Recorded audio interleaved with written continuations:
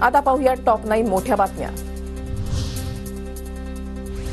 घरगुती हिंसाच्या प्रकरणामध्ये करुणा मुंडेंचे धनंजय मुंडेंवरील आरोप कोर्टाकडून मान्य। करुणा मुंडेंना दरमहा 1.25 लाख तर मुलगी शिवानी मुंडेला 75,000 पोटगी देण्याचे वांद्रे न्यायालयाचे आदेश।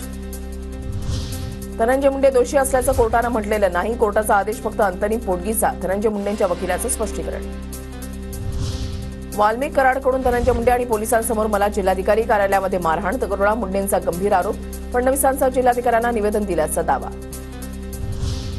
धनंजय मुंडेंनी करुणा शर्माला घरी घेऊन आलं पाहिजे। करुणा शर्मांचा मुंडेंनी वनवास संपवला पाहिजे। मनोज जरांगे पाटलांची प्रतिक्रिया। अजित पवार आता योग्य निर्णय घेतील असं वाटतंय। मुलांच्या संगोपनासाठी पोटगी क्रमप्राप्त। करुणा मुंडेंच्या निकालावरून आव्हाडांची प्रतिक्रिया।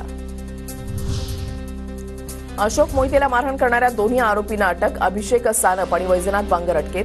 वाल्मिक कराडच्या बातम्या पाहतो म्हणून मारहाण केली होती।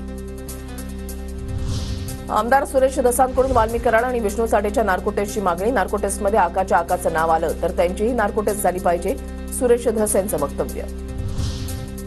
अक्षय शिंदेच्या कुटुंबियांकडून केस लढण्यास नकार। आमच्यावर कुणाचाही दबाव नाही। धावपळ जमत नसल्यानं केस लढू शकत नाही। अक्षय शिंदेच्या कुटुंबियांची कोर्टाला विनंती।